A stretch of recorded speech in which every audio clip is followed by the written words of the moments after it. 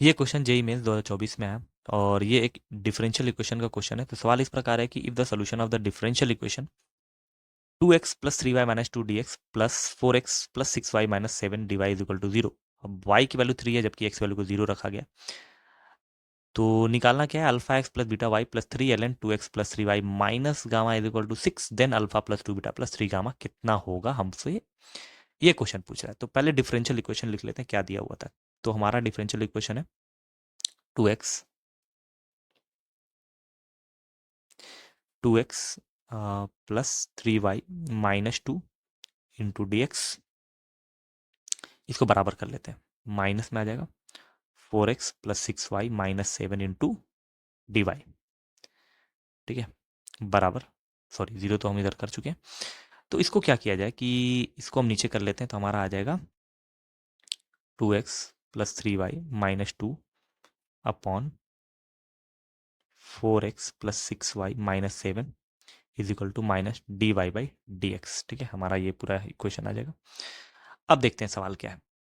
अब इसमें ना तो ये x और y अलग हो पाएगा और ना ही ये एक होमोजीनियस इक्वेशन या होमोजीनियस डिफरेंशियल इक्वेशन है और ना ही ये लीनियर इक्वेशन बन पाएगा, लीनियर डिफरेंशियल इक्वेशन। तो कुल मिला के अब हमको इसमें चेंजिंग करनी पड़ेगी। तो क्या करना पड़ेगा, ऊपर वाली चीज़ जो लिखा हुआ है तो हम उसको मान लेते हैं टी के बराबर। Late 2x plus 3y minus 2 को हम टी मान लेते हैं। ठीक है, इसको 2 मानेंगे तो फिर हमको d Y by D x यहाँ से निकल सकता है और उसका तरीका यह है कि हम डिफ्रेंशिएट कर देते हैं x के रेस्पेक्ट में। ठीक है, तो differentiate with respect to x के रेस्पेक्ट में, तो ये हो जाएगा 2 plus 3 d Y by D x, ये 0 हो जाएगा, बराबर d T upon D x. ठीक है, तो यहाँ पे d Y by D x क्या आ जाएगा, तो 3 d Y by D x is equal to d T upon D x minus 2 के बराबर आ जाएगा। फिर 3 से डिवाइड कर देंगे तो D Y by D x is equal to 1/3 D T upon D x minus 2/3 के बराबर आ जाएगा। तो ये हमारा पूरा D Y by D X आ गया। चलिए ये तो खत्म हो जाएगा, लेकिन ये कैसे खत्म होगा इसको समझते हैं। हमारे पास दिया हुआ था या माने थे 2x प्लस 3y माइनस 2 बराबर टी। अगर हम 2 से मल्टीप्लाई कर दें तो हो जाएगा 4x प्लस 6y माइनस 4 बराबर 2t। ठीक है, अगर हमको 7 लाना है तो 3 घटा दे दोनों तरफ तो हो जाएगा 4x प्लस 6y माइनस 7, तो हो जाएगा 2t माइनस 3। ठीक है, तो किसी तरीके से हम लोग इसको बना के 2t माइनस 3 करते हैं। अब इसको पुट करते हैं, इसकी जगह पे आ जाएगा हमारा t, करेक्ट है। और नीचे क्या हो जाएगा, नीचे आ जाएगा 2t माइनस 3 के बराबर इज इक्वल टू माइनस, ठीक है, ब्रैकेट में d Y by D x की जगह पे हम ये रख देते हैं 1/3, ठीक है, D T upon D x minus 2/3 के बराबर।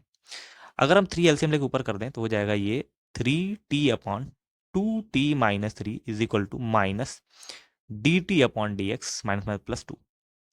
पहले हम इसको इधर ले आते हैं, इसको इधर ले आते हैं, तो D T upon D x is equal two plus हो गया ये 2 minus 3t upon 2t minus 3। LCM ले लेते हैं, 2t माइनस 3 एलसीएम लेंगे तो 2 से मल्टीप्लाई होगा तो 4t माइनस 6 माइनस 3t हो जाएगा t minus 6 upon 2t minus 3 के बराबर। ये हो गया dt अपॉन dx। हम t को एक तरफ कर लेते हैं तो हो जाएगा 2t माइनस 3, ठीक है, upon t minus 6 into D T, तो इसका समाकलन करना पड़ेगा। और dx को इधर कर लेते हैं तो ये dx का समाकलन करना पड़ेगा। इसका समाकलन कैसे किया जाए, तो पहले हम क्या करेंगे कि 2t माइनस 3 है, ठीक है, इसको t माइनस 6 से हम डिवाइड कर देते थे तो 2 टाइम्स जाएगा, तो 2t माइनस 12, तो ये हो जाएगा, कट जाएगा, माइनस प्लस कट जाएगा, बचेगा ये 15 के बराबर। 12 में से 3 9 के बराबर। तो कितने बार में जा रहा है, ये 2 बार में पूरा जा रहा है। ठीक है, और बच क्या रहा है 2 प्लस 9 अपॉन टी माइनस 6, ये हमारा समाकलन करना पड़ेगा इसका, और ये हो जाएगा फिर d t is equal to d x. ठीक है, ये सही है। अब 2 का समाकलन करना है t के रेस्पेक्ट में तो हो जाएगा 2t, ये तो हो गया 2t, और ये हो जाएगा 9, ठीक है, 1/t ln t होता है, तो ln mod of t minus 6 बराबर x प्लस सी। ये हो गया हमारा। अब t की जगह पे हम अपनी वैल्यूज को यहाँ पे 2x प्लस 3y माइनस 2 जो हम शुरू में माने थे रख सकते हैं। यहाँ पे जो दिया हुआ देख सकते हैं, तो 2 times 2x plus 3y minus 2 plus 9 times ln t minus 6, तो t की जगह पर रख लेते हैं value 2x plus 3y minus 2 minus 6 mod में is equal to x plus सी। तो ये हो जाएगा 4x plus 6y minus 4 plus 9 ln के ब्रैकेट बना लेते हैं mod of 2x plus 3y minus 8 is equal to x plus सी। अब क्या रखना है, ये हमारे पास एक वक्र आ गया जिसमें एक अननोन वैल्यू दी है।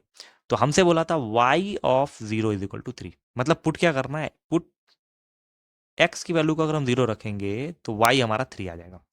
रखते हैं, तो x वैल्यू को 0 तो ये 0 हो जाएगा, 3 रखेंगे 18 आ जाएगा, 18 माइनस 4 प्लस 9 ln 0, 9 माइनस 8 1 आ जाएगा ln 1, ठीक है, और बराबर x 0 प्लस सी।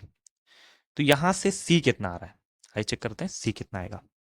तो ये हो जाएगा 18 में से 4 या 14, ln 1 0 होता है तो खत्म, बराबर c। तो c की वैल्यू 14 आ गई, तो यहाँ रख देते हैं। तो इस इक्वेशन में लाकर रख दिया है c की 14, तो हो जाएगा कितना आ रहा है 4x plus 6y minus 4 plus 9 ln mod of 2x plus 3y minus 8 is equal to x plus 14 के बराबर आ गया। ठीक है, तो हम सारी चीज़ इधर ले आते हैं और गिनती को इधर लेके चले आते हैं, क्योंकि जिस तरीके से बनाया हुआ है हमारा जो आंसर दिया हुआ था वो इस तरह दिया हुआ था। एक बार लिख लेते हैं आंसर को, alpha x plus beta y plus 3 ln, अच्छा 3 ln दिया हुआ था, mod of 2x okay plus 3y minus gamma is equal to 6 दिया हुआ था। ठीक है, तो हम क्या करते हैं कि x को इधर लेके आते हैं और गिनती इधर लेके चले आते हैं। x को इधर ले आएंगे तो ये 4x में से x चला जाएगा, 3x plus 6y plus 9 times ln mod of 2x plus 3y minus 8। ठीक है, और 4 उधर जाएगा, 14 4 18 हो जाएगा। अब मेरे सारी गिनती जो है 3 से कट रही है, 3 से डिवाइड करते हैं, तो 3 से डिवाइड करने पे पूरा आंसर इस प्रकार आ जाएगा। 3 से डिवाइड करने पे ये हो जाएगा x plus 2y plus 3 ln mod of 2x plus 3y minus 8, और ये आ जाएगा 6 के बराबर। अब यहाँ पे जो हमारा आंसर दिया हुआ था, अगर हम उससे कंपैरिजन करते हैं तो बाई कंपेयरिंग दोनों पक्षों का अगर हम कंपेयर करें तो यहाँ पे देखते हैं एक्स के सामने अल्फा है, तो अल्फा की वैल्यू हमारी 1 आ जाएगी। ठीक है, बीटा की वैल्यू हमारी क्या आ जाएगी, 2 के बराबर आ जाएगी। 3 ln 2x plus 3y minus 8, मतलब गामा हमारा क्या हो गया, गामा हो गया हमारा 8 के बराबर। ठीक है, तो हमसे सवाल क्या पूछा था, अल्फा बीटा गामा आ गया बराबर 6, ये भी बराबर 6 है, तो ये करेक्ट आ गया। हमसे क्वेश्चन पूछा था find alpha plus 2 beta plus 3 gamma. Alpha की वैल्यू 1 रख देते हैं, 2 बीटा 2 टू द 4, गामा 8 8 तरीके 24। तो आंसर कितना हो जाएगा इसको रखने के बाद, 24 4 28 29 29। तो ये हमारा फाइनल आंसर हो गया 29। तो सवाल समझ गए होंगे आप लोग कि सवाल में क्या दिया हुआ था कि ये डिफरेंशियल इक्वेशन था जिसमें हमको पहले कुछ मान के फिर उसको वेरिएबल सेपरेबल की तरह बनाना पड़ा, क्योंकि शुरुआत में हमारा जो डिफरेंशियल इक्वेशन था वो हमारा जो क्लास 12 में जो भी चीज़ें पढ़ाई गई, linear equation of linear differential equation, one order one, एक कोटि और एक उसका, तो उसमें घात एक थी और कोटि एक था। तो उसमें ये 3 मेथड बताया गया और उन तीनों मेथड को ये फॉलो नहीं करता है। पहला मेथड था हमारा कि वेरिएबल सेपरेबल, कि वेरिएबल को सेपरेट करके बनाया जाए, तो वो भी हमारा नहीं हो रहा था। फिर दूसरा है होमोजीनियस, तो होमोजीनियस तो था नहीं। फिर आखिरी था लीनियर डिफरेंशियल इक्वेशन, तो वो बन नहीं रहा था।